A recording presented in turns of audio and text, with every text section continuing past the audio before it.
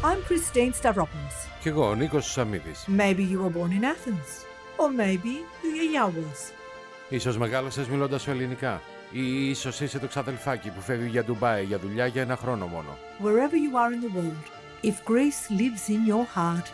Αυτό το ταξίδι είναι για σένα. Φύγαμε. This podcast brought to you by Roasting Warehouse. From Melbourne to Brisbane, and now in Athens. Roasting Warehouse, shaping the global coffee culture. Dream big. And life is better with great coffee. Roasting Warehouse. Welcome to the Greek Odyssey. Welcome to the Greek Odyssey. It's a beautiful episode that's coming up. I think we're going to get a lot of people commenting on this one. Yes, looking forward. Particularly people that follow us that aren't of Greek background. I think they're going to argue that no, Greeks don't do it better. We do it better because today's topic is what Greeks do better and or different. Backed by science, the little things in everyday life that Greeks have adopted and it really makes the difference. I just want to also clarify that we're not being altruistic by saying Greeks are better at everything because we're also going to have episodes where we discuss what Greeks don't do as well. Okay? Yeah, of course. So it's not all about good because every country, every culture has its good and its bad. These things, though, that we're going to talk about, like one of them is talking with your hands. Look what I'm doing right now. We've got backed by science, and I'm sure a lot of people are going to agree with the points that we raise. Some of them are contentious. I think when we get to point 11, the Italians may want to. Okay, we will see. I won't say what that is. No. Wait till we get to 11 because that's our last point. So we're talking today about what Greeks do better. But different in a good way or bad way or just different? That contributes longevity. Exactly. Longevity. Yes. Okay? And happiness. And happiness. But happiness is longevity. Anyway, the first one, and one that I struggled with, but I've learned to adapt when I go to Greece, is the power nap that adds years. And scientific research now shows that if you have a power nap, even if it's a 15, 20-minute nap, it adds cumulative years onto your life. So it improves your memory, it lowers your stress, it reduces the risk of heart disease. And the source, I'll just mention the source before we talk about the power of the nap. The source is NASA, the Harvard School of Public Health. What are your thoughts? So two sources. Two sources, NASA and the Harvard School of Public Health. Okay. I would go because obviously here we don't really get you. We don't. You don't. Okay, you do. I do. You do. Because yes. You are essentially a Greek from Greece and I'm an Australian-born Greek. When I go to Greece now, I find that I need that nap now. I've learned to acclimatise to become a full Greek when I'm in Greece. I'm no longer an Australian Greek. I'm a full Greek when I go to Greece and I feel like I need that afternoon nap. It's so refreshing. It gives you, is recharging your batteries to move forward, to carry on during the rest of the day, especially if you're waking up very early, 5, 6 o'clock in the morning. So that's when it goes to 3 o'clock, 3:30, you already have like your 10 hours or whatever hours awake. You need to recharge a bit. It's like you having your mobile phone and using it all the day, and then you plug it in to recharge it. So I'm doing it, and I'm enjoying it. It's a stress release too, isn't it? It is. And to be honest, when I first came to Australia, I didn't sleep at noon. Why? Because I was in the Australian mode. The last 4 or 5 years, that's how I started. And I say, okay, that's my time. I'm gonna, maybe also because I'm growing older, I need a bit more rest. You need a grandpa nap. Thank you, Christine. Lifestyle too, Nico, because in Greece, you really have that flexibility. A lot of the retail stores close. Yeah, but they don't have the 2:30. time to go at home to rest. We talk what they're doing during the break. Yes, I'd like to. Yes, so it comes after. It's one of the little things that comes after. Number 2. So when we're relaxing while we're having our social time with friends, with a coffee, we take a coffee and we're sitting there for hours and we speak about everything and we're enjoying that time. So based on evidence, again from Harvard Medical School and Blue Zones research, social coffee breaks reduce isolation and improve emotional well-being, both linked to longer lifespan. There we go. Just another thing that contributes to longevity. It's the social interaction. It's not just about drinking the coffee. It's a ritual. So coffee for us, it's our time to socialize. And by socializing, then you are having your benefits. Because you mentioned the Blue Zones research, I just wanted to let people know what the Blue Zones research is. Blue zones are regions in the world where people live measurably longer and healthier lives with high concentrations of centurions and low rates of chronic diseases. The concept was popularized by researcher Dan Buettner, who identified 5 original blue zones, Greece being one of them, and which is why you made reference to the blue zones. I just wanted to let people know what the blue zones are. Thank you, Christine. Okay. That's very informative. You're Wikipedia. I'm your Wikipedia. You enjoying your coffee here in Australia? Can you If grab I can a get coffee? if I can get one after 3 p.m. Yes. Like when you go in the morning with your friend to have a coffee in a coffee shop, are you enjoying it the same way that you're enjoying it in Greece? I don't think so. No, because when you look at It's coffee, a bit stressful having Well, coffee in a here, coffee shop here in Australia. it's not only that. When you look at coffee culture here, it's grab and run. People on their way to the train station, people on the way to a meeting. They're walking, they're holding their coffee, and it's not that relaxed vibe where you just have a friend or you want to meet for a date or catch up with anybody. It's more of a, like you said, it's a ritual. It's an occasion. And now we're talking about coffee. I want to grab this bag Yes. and bring it I over can't here. eat- Roasting Warehouse is our major sponsor, and I'm very proud that we have them because it's a coffee. It's coffee, so it contributes to our coffee culture. So we you guys, ask them to be our sponsors because we actually love the coffee. and if you guys been in Athens, go to Neos Cosmos. There is a Roasting Warehouse new spot there at Neos Cosmos. Aussie style breakfast and plates, influence from Greece. Go there, have your coffee, and let us know what do you think. The food is out of this world. The presentation, the creativity. Thank you, Roasting Warehouse. So our coffee is not just a coffee. It's your time to communicate.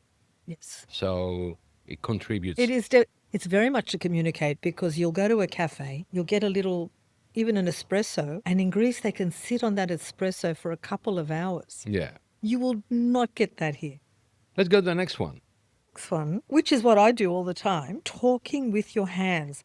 Speak with your soul. It's like our gesticulations with our hands are connected to our soul. And if you tied my hands behind my back now, I'd feel like I'm choking. Okay. Need my hands to talk. And the evidence is gesturing while speaking improves comprehension, emotional expression, and brain activity.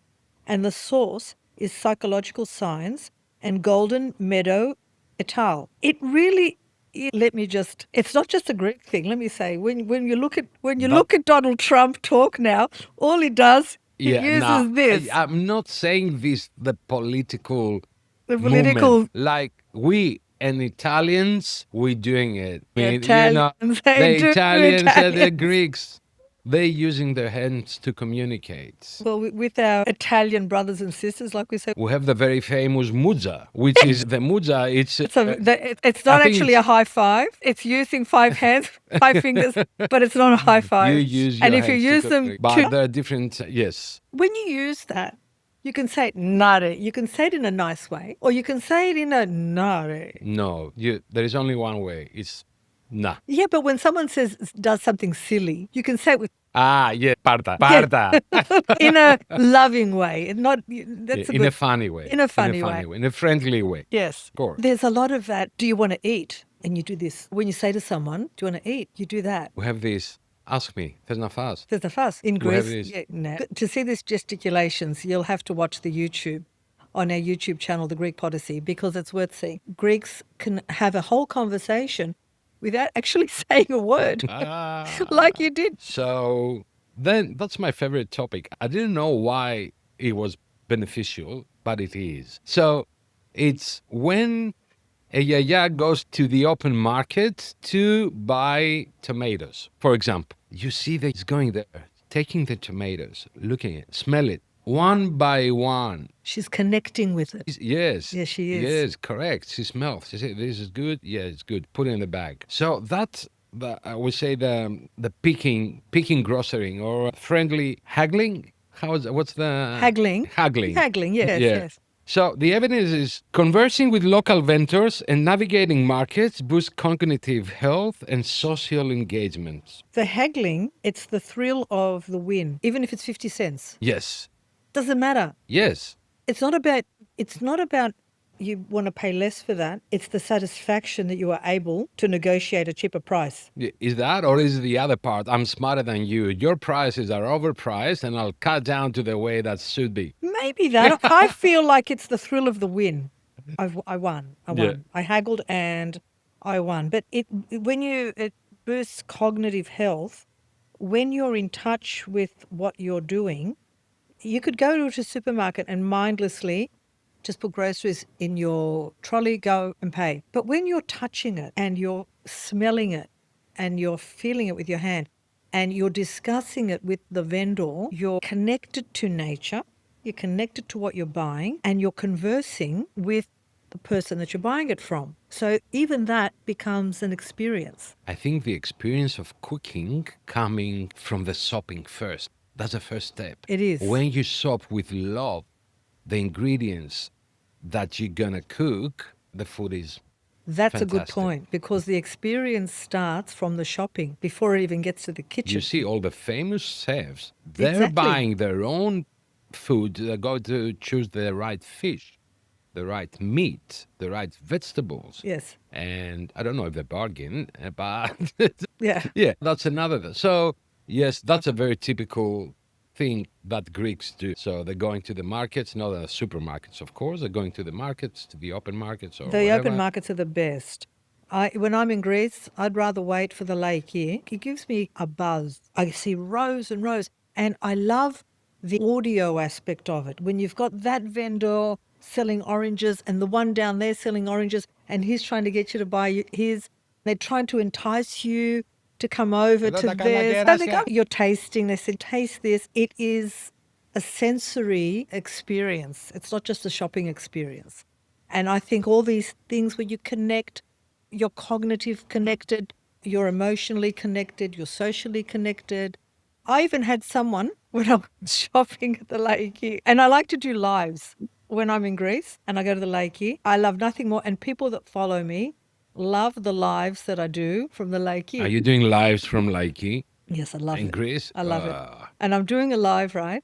And there's, what was he selling? I don't remember, was it apricots? He goes, Fruits, because not only apricots. no, this Most particular person. This particular person. Yeah, but it's not only apricots. It must be fruits in general. No, his specialty, his farm. And I'm filming, and he's telling me about where his apricots are from. And then he said, "Na pa mi a café." And I'm thinking, this is very awkward now. People asking me out for coffee while I'm broadcasting him That's live. another Greek. And I loved it. The meat markets, the whole bit. Anybody that travels to Greece, please go to these markets, because you're in for a real sensory experience. And you're going to have Better than better in it. prices. Yeah, Yeah, that's it. You're going to have prices. better prices than the supermarkets. Just- And you pay the money straight to the producers. Yeah. That is very important. So there It's are no good to middle produce. there are no middle To support them. people in between you and the producer. Straight to the producer, you buy the things, whatever you want, and you're happy. But you know why else I went, Nico? It was like 38 degrees, and these people are sitting out in the heat, selling in the blazing sun. And I thought, you know what, I'm going to go and support him. He's a local producer. He's brought his stuff. He's sitting here in 38-degree heat, no air conditioning. I want him to at least be able to sell his produce and not have to pack it up and take it back again. It's the best experience. I agree. The next The- one is yours. Plans. Who needs a plan? I'll give you an example. Greek time wins, and you don't have to have a schedule. And the evidence is flexible attitudes towards time reduce anxiety and increase life satisfaction. The source is the Journal of Happiness Studies. I just love the name of that journal anyway. The source, the Journal of Happiness Studies. I'll give you an example. I was in Athens and I popped in to the hairdresser. I was chatting with a friend. I had no plans, and she said, let's go to Dinos for a couple of days. And I said, we don't need a plan for that. Let's just do it. Sometimes when you something, it creates anxiety in your life. It creates stress. That's why they sometimes say that the best experiences are the ones that are the impromptu ones, without a plan. The more you plan something, I went to Rome for lunch like that. We flew from to Rome. We had lunch and we came back. don't you love the I, spontaneity of it? I love it. That's Yeah, Europe. that's, That's Europe. Without making any plans. yes, you don't need plans. That's beautiful. And you But know I what they think say about the best laid plans? They always fall apart. That's a saying. The best laid plans, always something will happen. So the message here is seize the moment, live in the moment. You don't need to, the more you plan something, if you want to do something, be spontaneous. It will enliven you, it will release a lot of tension. Just go with the flow. and also I think that because Greeks live day by day, they live day by day. So that's another part of the chemistry contributes to longevity. This day by day, why do you think that is? Is it inherent in Greek culture or is it the way Greeks live, the Greek lifestyle? They can't really Both. plan it. Yeah? Both. I think it's both. Yes. And I don't know if it's something because sometimes life in Greece is very stressful, Yeah. especially on financial situations During a Greece, financial crisis, it's hard to plan yeah, ahead, but really. Greece went through all the wars that, like, it's amazing how we have survived after all these invasions and wars and everything. And we still got the Greek spirit. We always stand on our feet in the end. Correct. I'll give you an example. I'm going to Greece in July, and my daughter says to me, Mum, have you booked everything? I said, no. She said, Mum, how do you go overseas without... She said, I couldn't do it. I said, Amanda, my best holidays are the ones that I just go there and I see how I feel. I will always find somewhere to go, but there's always an impromptu, let's go to this island. Or, no, I want to go to this play, so I don't want to lock myself in. I'm not a sort of person that goes there and books every hotel, books every island, because I like the spontaneity of, I might meet a group of friends, or I'll find out a group of friends are at a certain place. I want that flexibility. So planning so tightly, I think, robs me of potential experiences. So you haven't booked your hotel in Athens? No. I'm not staying in a hotel in Athens. Oh, tell us about I'm it. staying with friends Okay. in Athens. That- When I travel to an island, when I go to Syros, yeah. which is one of my favorite islands, I never book ahead because I never know when I'm going to be there. So I fly by the seat of my pants. Coming up next, it's time for our legal segment with Natasha Karamiho, your trusted voice on Greek legal matters for the diaspora and beyond. Before we begin, please note, the following segment is for informational purposes only and does not constitute legal advice. Always consult a qualified legal professional for advice specific to your situation. The views expressed are those of the speaker and do not represent formal legal counsel. Hello, I'm Natasha Karamiho, and in the next two podcasts, we will continue exploring parental benefit and donation laws and rules in Greece. As you very well know, it is common in our country for the younger members of the family to receive financial support, either in the form of cash benefits or through the transfer of movable or immovable assets through parental benefits. What does a parental benefit consist of? It can be a transfer of full ownership of the movable or immovable property, whereby the parent ceases to have any authority and all rights to them, and they are transferred to the child. This benefit can be in the form of money, bonds, shares, real estate, private vehicles, or anything else that can be classified as property. It also includes transfer of full ownership to the child and retention of the usufruct by the parent to ensure his or her security. This means that the parent, as usufructuary, can use the thing to meet his or her needs or otherwise reap the benefits of the thing,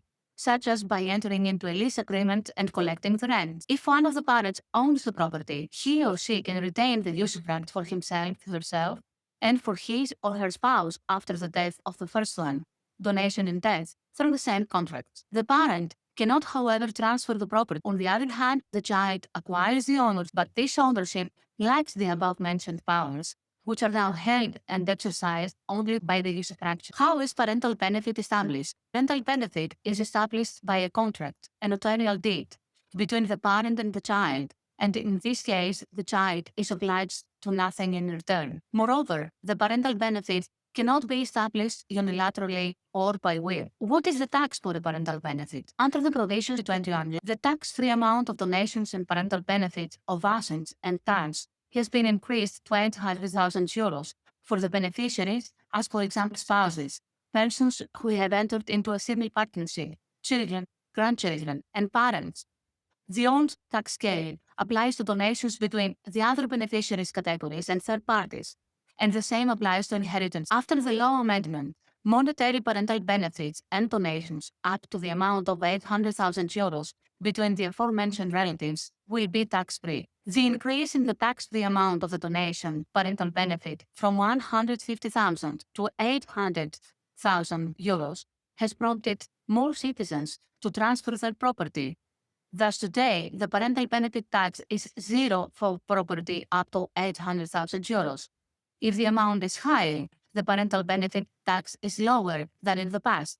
In particular, donations and benefits above 800,000 euros are taxed at a rate of 10% of the value of the asset after deduction of the aforementioned amount. What is the procedure for the parental benefit? A lawyer, acting on behalf of the transferor, should check the correctness and legality of the title deeds, the existence of any mortgages, or the content and terms of the contract to be drawn up, and collect the necessary documents required for this purpose. In proof of tax and insurance information of the transfer, certificate from the municipality where the property belongs, which shows that no real estate tax is due, certificate of land property or land extract of the National Land Registry, certificate of engineer for arbitrary constructions, building identity, energy performance certificate, NCA house tax certificate for the last 5 years. After the submission of the necessary document, the notary public will draft the text of the contract, which includes the description and acquisition history of the property, the special conditions, and finally, the acceptance from the part of the child. The public notary will also post the parental benefit tax return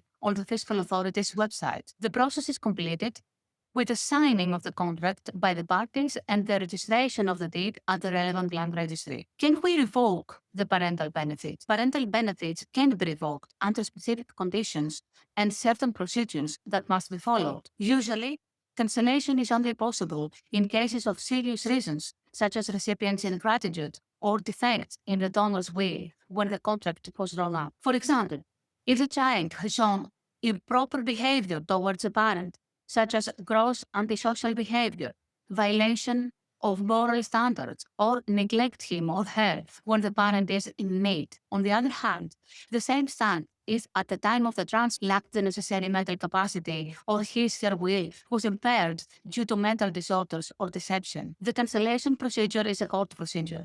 The donor must file a petition for revocation at the appropriate court, providing specific evidence of the cause for revocation, such as court orders or documents providing the recipient's ingratitude. Revocation will be made if the court finds that the conditions are met. Revoking, however, a parental benefit is a serious procedure and a specific legal route is to be followed.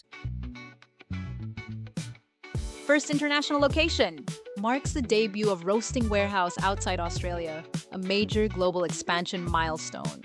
Prime location in Neos Cosmos, nestled in the cultural heart of Athens, easily accessible and surrounded by vibrant local life. A fusion of Roasting Warehouse's signature Melbourne-style cafe experience with the local Athenian vibe. Partnered with Nikos Antsaras, two-time Hellenic barista champion, bringing world-class expertise and credibility. Specialty coffee, locally roasted.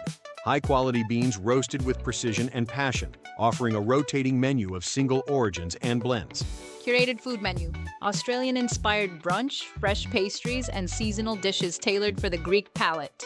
Designed for experience. A stylish, modern cafe space built for connection, creativity, and quality coffee moments. Hosting events, barista trainings, and tastings to engage local coffee lovers and professionals. Dream big, and life is better with great coffee. Now we go to the next one, okay? And Yep. it's mine. And that's what I was saying before. Between 3 and 5, or 3 and 6, I can't remember, when the shops are closing down, Yes. people, they don't go back at home, most of them. They're gathering with other friends, spend these 2-3 hours and having this good time, and they're returning back. Maybe they go for a bit of zaki, maybe for a coffee, or maybe You mean for those 3 hours in the between? two. Yeah. So that's after work gatherings. That's something that is very popular in Greece. We're doing it, and let me put the evidence for you. Yes. I need my glasses, sorry. Put your glasses on. Regular socializing with friends protects against depression and promotes longevity. Harvard Adult Development Study. So a the good source. reason that most of the things that the Greeks doing, having the long coffees, having the breaks in between, break from job, from work, those contributes to longevity. Have you witnessed that? Absolutely, because there is strong evidence that when you socialize, it mitigates dementia. Have you witnessed that? Not only have I witnessed that, there's strong evidence that points to mitigating dementia the more you socialize. I think it was the number one. It was the Socialize. number. I don't know if it's number one. It's very up there. It's Yeah. up there with the top I five. think it was the number one. It was So very. socializing, it protects against depression. It releases endorphins. There's feel-good hormones, Mhm. and gives you happy interactions. Greeks sometimes like to gather and have a debate. It stimulates your mind. You're cognitively connected to what you're doing, who you're speaking to. That is very important. With those 2-3 hours, Nico, you can tell me this. I have this image in my mind where they would go home and there's the big family lunch, because in Greece the main meal of the day is lunch, 2:30. They have that. Does that not happen anymore? Or do they just meet in a cafe or just go to a taverna? I don't think that is a thing, Christine, to have lunch. You might have it here in Australia, but all the family together for lunch in Greece. That's it's what I used to experience. We'd always say, you know what time we meet here, and the uncle would at tell me. home. Yeah, because you were a visitor. You think that's it? Yeah, because you were a visitor. You were a tourist. So that's it's not happening on like in families. Interesting. Yeah. Yeah, people I think prefer to stay out, Just to stay out. to enjoy yeah. with friends. I and suppose it's more practical too if you have to go back to work. yeah, of course, because the gap is not that big. It's 2 hours. 2 hours. Yeah, So you choose a local coffee shop or a tavern or something, and then you just go there. You so spend your time. socializing, very important. It is. It is. And it's a part of culture. Yes, and that's where it comes. The next one. Can I just revisit that? I've noticed here when people go to lunch, they'll go and eat their sandwich on their own. Yeah. They don't always socialize with work colleagues. They use it as me time. They'll sit down on their own, they'll have a sandwich, or they sit in a coffee shop. It's a lunch they'll break. It's a lunch break. Yes. Whereas in Europe, it's more of a occasion Yes. to get Yes. together with friends Yes. and Yes. then make plans for the evening. It's another reason to meet some friends. Okay, we've all experienced it in Greek home. The evening draws to a close and you have to say goodbye. Oh my God. You have to leave probably 20 minutes because your goodbye is going to take 20 minutes. You get up at the table and you're talking around the living room. You walk to the front door, you walk outside, and then you congregate. That long goodbye builds strong bonds. And the evidence, it's that physical touch and long emotional farewells lower stress hormones and increase dopamine. The source, UCLA Touch Research Institute. So there's actually a Touch Research Institute. Let's not underestimate the importance of touch. No, and in Greece we are touchy, very much. You talk to someone and you touch him. Hey, how are you? You put your arm on the shoulder. Hey, how you going? You tap him on the back, and that's very. It connects with the other person. The most important thing, let's take it back to as soon as we leave the womb. The most important thing is that first touch, that the baby has that first touch from its Yeah. mother, Yeah. its father. So that touch and the importance of touch lives with us through our entire existence. So embracing someone when you're leaving them, it's showing a lot of love. It's showing appreciation for the time that you've just spent with them and showing them also that you're going to miss them till the next time. So Yeah. that is very important. It is touching. And I remember some videos from some friends here in Australia, the sushi mango, that they're doing this goodbye scene at the door, and or when someone comes in the house and they're kissing for hours and they say goodbye, bye, yes, thank you. It's very Italian, Greek, all these things, because all these, we're doing it like you want to leave and you need to get up 30 minutes. Exactly. Yeah, When you before plan your your time, evening, your you've got to plan plan 15 minutes for the long goodbye. But it's not only when you're visiting, it's when you're on the phone too. Even breaking that connection on the phone. And the long visits, we like long visits. My mom, when we went somewhere, I remember her, we used to stay hours.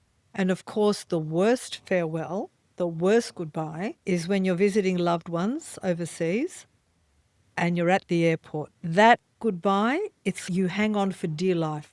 They're not allowed to come to the airport, Christine. Yeah, I know. No, It's I very. said, no, you I don't. say that too. Bye-bye. Thank you Don't come very to the much. airport. Don't come to the airport. I find it too emotionally charged. Let me tell you, Yep. last year I went to Crete, to my village. I stayed there for about a month. So everything fine.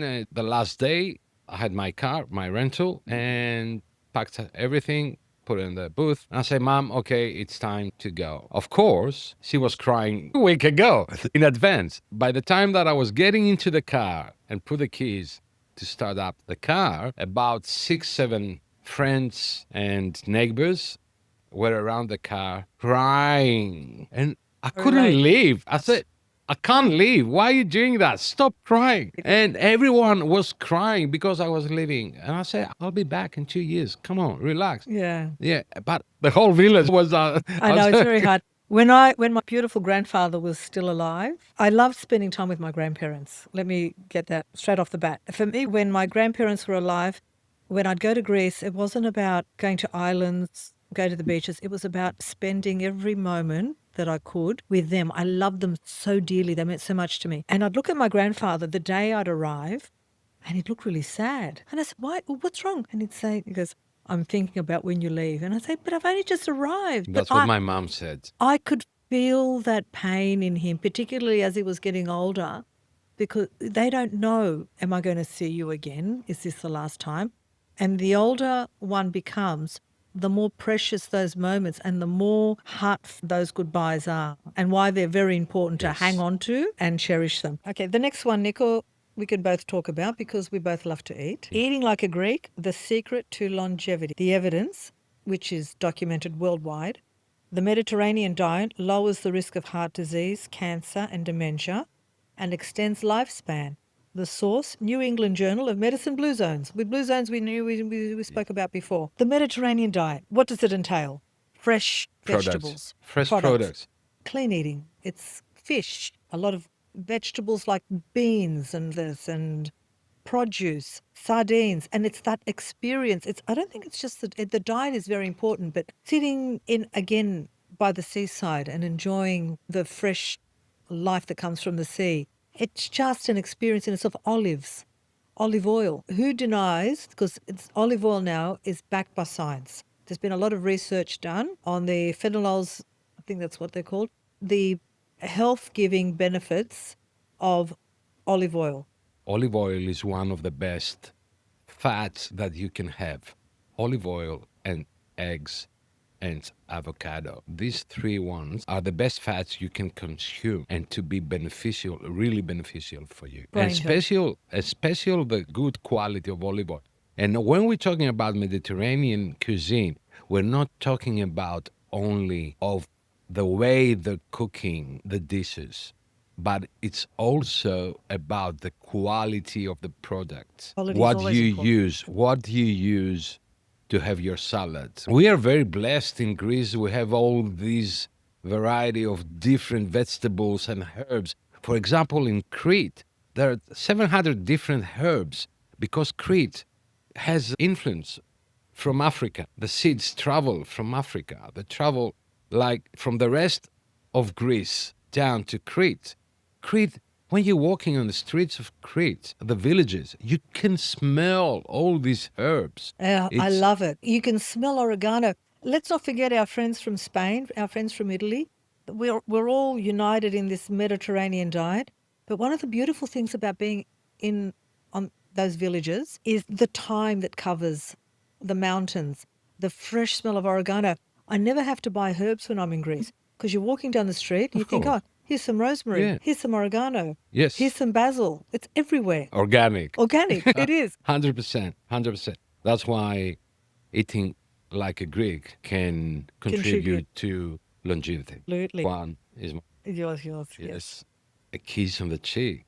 Why we're kissing? The Greeks are kissing. Men, women, whatever. They're kissing, and we're kissing twice. Lebanese kiss 3 times. In Netherlands, 3 times, I think so. Really? Russians, I think 3 times. We kissed twice. Yes. I think it's enough. 1, 2. I think the 3 ones are coming from the Orthodoxy because The 3. the priests are kissing 3 times. So we're kissing twice. But what's the evidence behind kissing?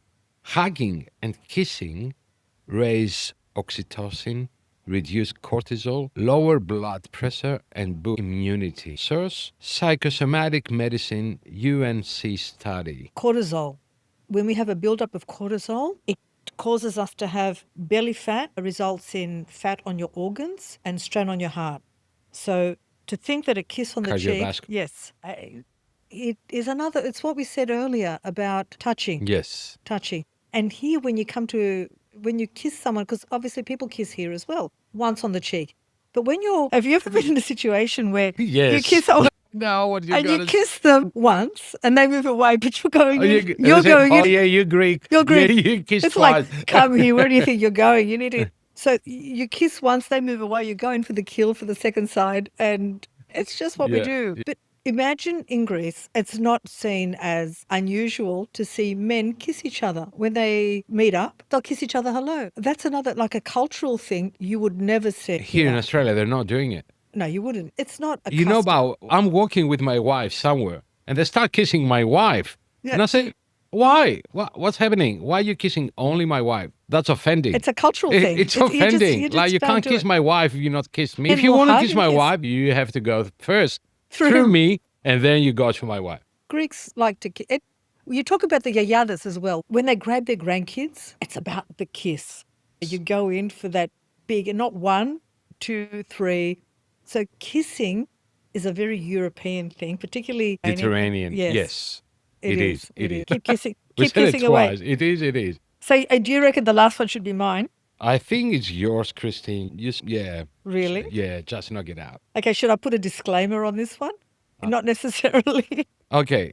Yeah, Okay. but it's based on. But it's true. This is the one, I think, where we're going to get a lot of flack from people that don't agree with us. Okay. Greeks are better lovers. Straight away, the Italians are not going to agree with this The one. Greek lovers. Come on. But Well, there's evidence. There is a title, Greek lover. Yeah, there is evidence. Greek culture supports high affection, strong romantic satisfaction, and active love lives even into old age.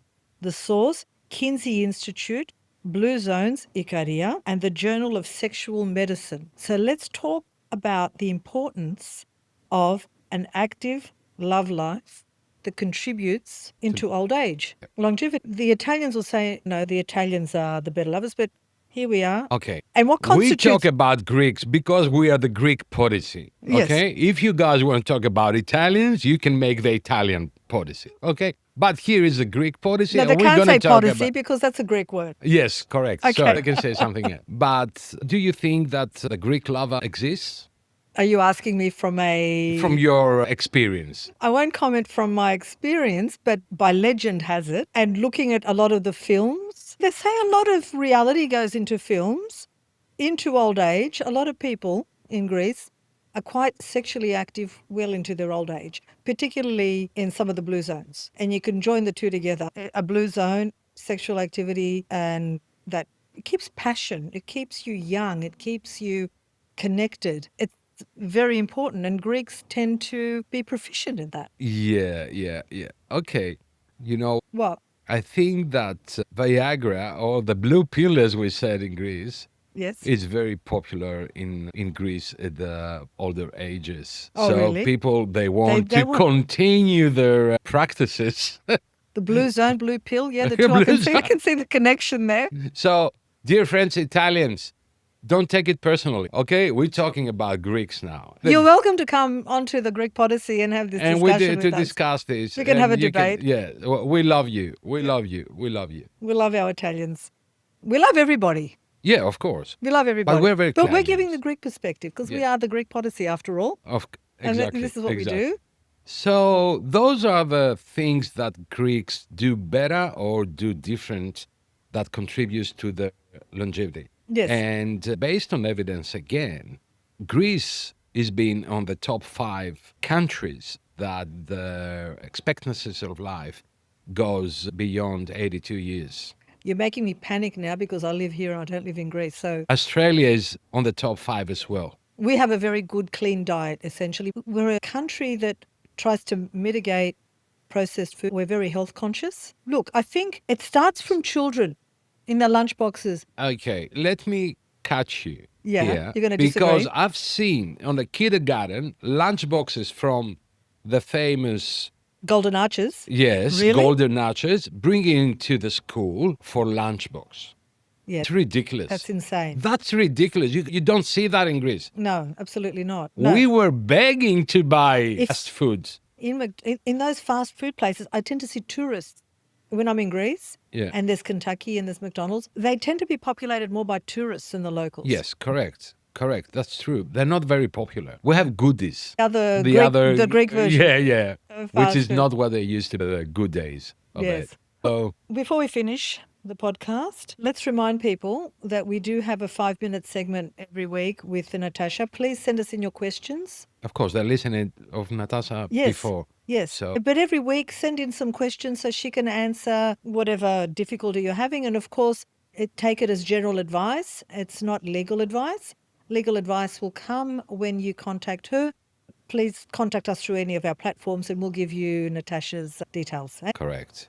Yeah, Thank you very much for listening. Thank you very much for watching. We'll see you on the next one. I enjoyed it. Yeah, me too. Yeah? Me too. Okay. Very much indeed. Thank you. Thank you for being with us. Bye bye. This podcast brought to you by Roasting Warehouse. From Melbourne To Brisbane, and now in Athens, Roasting Warehouse, shaping the global coffee culture. dream big. And life is better with great coffee. Roasting Warehouse.